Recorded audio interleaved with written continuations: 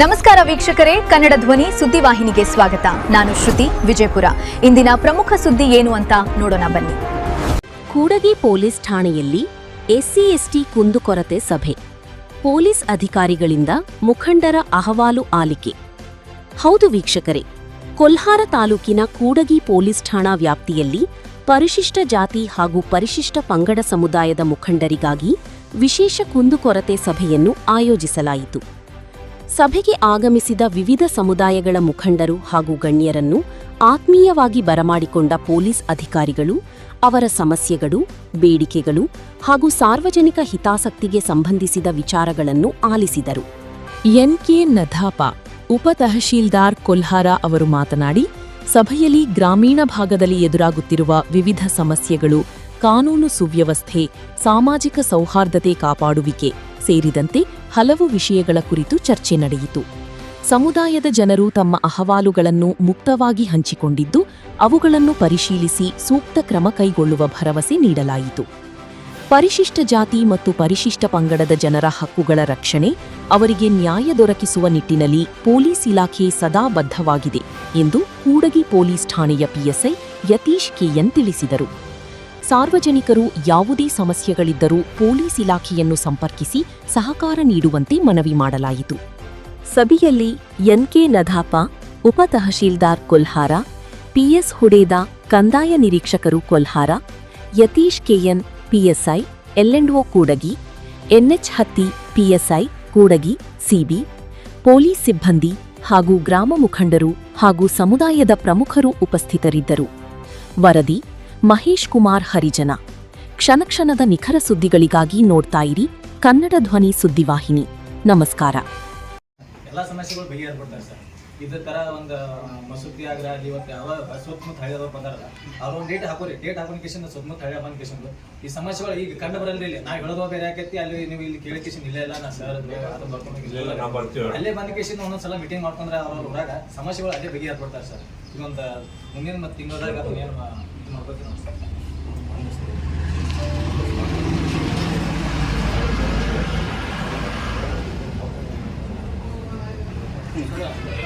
Ambedkar circle ಎಲ್ಲಿ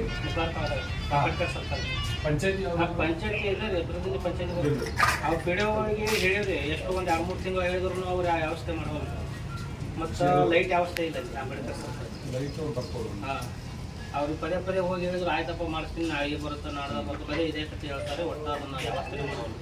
ಅಲ್ಲಿ ಕುಂದಿರ್ಲಕ್ಕ ನಿಂದಿರ್ಲಕ್ಕ ಮತ್ತು ಸ್ವಚ್ಛ ಕಸ ಗಿಸ ಏನೂ ಗುಡಿಸೋಲ್ಲ. ಅದೊಂದು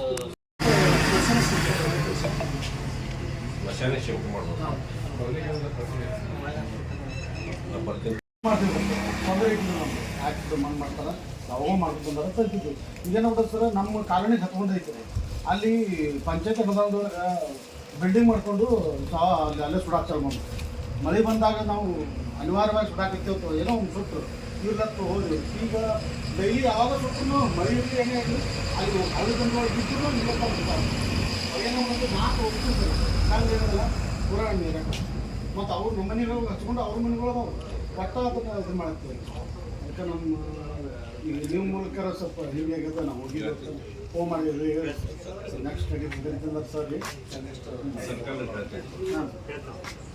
ನೋಡಿ ಸರ್. ಯಾಕಂದ್ರೆ ಅದು ತಲಾಟೆ ಅವ್ರ ಕಡೆ ನಾನಾಗೌಡ್ರದಾರಲ್ರಿ, ತಲಾಟೆಗೆ ಅವ್ರ ಕಡಿತೂ ಮಾಡಿಸಿದ್ರಲ್ರಿ. ಅವ್ರು ಬಂದು ವಿಡಿಯೋ ಮಾಡಿಕೊಂಡು ಎಲ್ಲ ನೋಡಿ ಅದೇನು ರಿಪೋರ್ಟ್ ಹಾಕ್ಯಾರ, ಭಾಳ ಅದಕ್ಕೆ ಭಾಳ ಏನೋ ರೆಸ್ಪಾನ್ಸ್ ಇತ್ತು. ಅಲ್ಲೊಂದು ಅರ್ಧ ಮಾಡಿದ್ರೆ ಸಮಸ್ಯೆ ಆಗಲ್ಲ.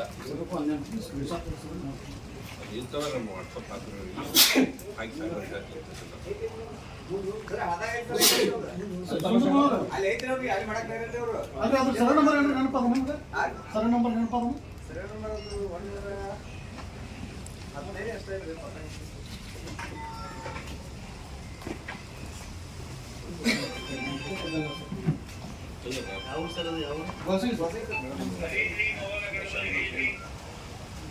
ಸರ್ ಮೇಜರ್ ಪ್ರಾಬ್ಲಮ್ ಮಾಡೋದು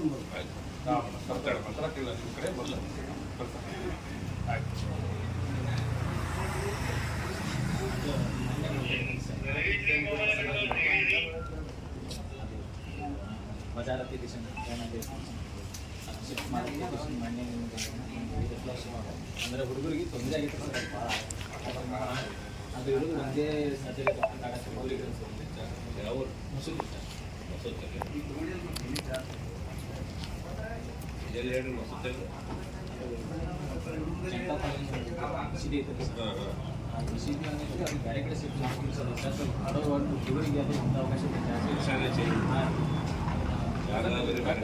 ಎಲ್ಲ ನಮ್ಮ ಕೂಡಿ ಠಾಣಾ ವ್ಯಾಪ್ತಿಯ ಎಲ್ಲ ದಲಿತ ಮುಖಂಡರಿಗೆ ಯುವಕರಿಗೆ ಹಾಗೂ ಸ್ಥಳೀಯವಾಗಿ ಬಂದಿರತಕ್ಕಂಥ ಸ್ಥಳೀಯ ಪತ್ರಕರ್ತರಿಗೂ ಕೂಡ ನಮ್ಮ ಕೂಡಿ ಠಾಣಾ ವತಿಯಿಂದ ಮತ್ತು ವೈಯಕ್ತಿಕವಾಗಿ ಧನ್ಯವಾದಗಳನ್ನು ತಿಳಿಸ್ತೀನಿ.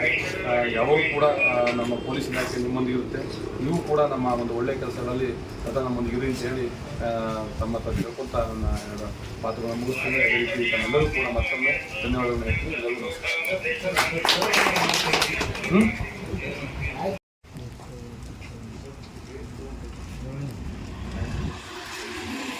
ಇವ್ರಿಗೆ ತೆಗಿತೀನಿ ಅಂತ ಹೇಳಿದ್ರಲ್ರಿ ಇವತ್ತು ಇವ್ರೇ ಹೆಣ್ಮಕ್ಳು ನಾವೆಲ್ಲ ಕಿತ್ತಿಸ್ತೇವೆ ಸರ್ ಅಂತ ಇಲ್ಲ ಅಂದಾರ ತಂದ್ರು ಅದಕ್ಕೆ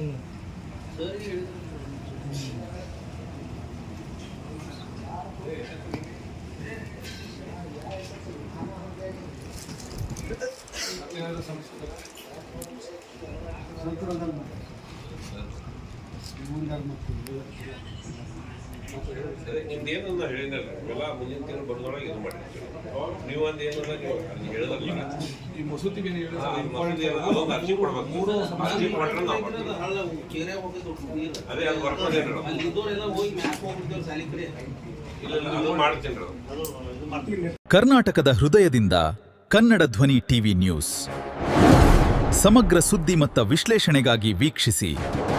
ಇದಾಗಿತ್ತು ಈ ಕ್ಷಣದ ಕನ್ನಡ ಧ್ವನಿ ನ್ಯೂಸ್. ಕ್ಷಣ ಕ್ಷಣದ ನಿಖರ ಮಾಹಿತಿಗಾಗಿ ನೋಡ್ತಾ ಇರಿ ಕನ್ನಡ ಧ್ವನಿ ನ್ಯೂಸ್. ನಮಸ್ಕಾರ.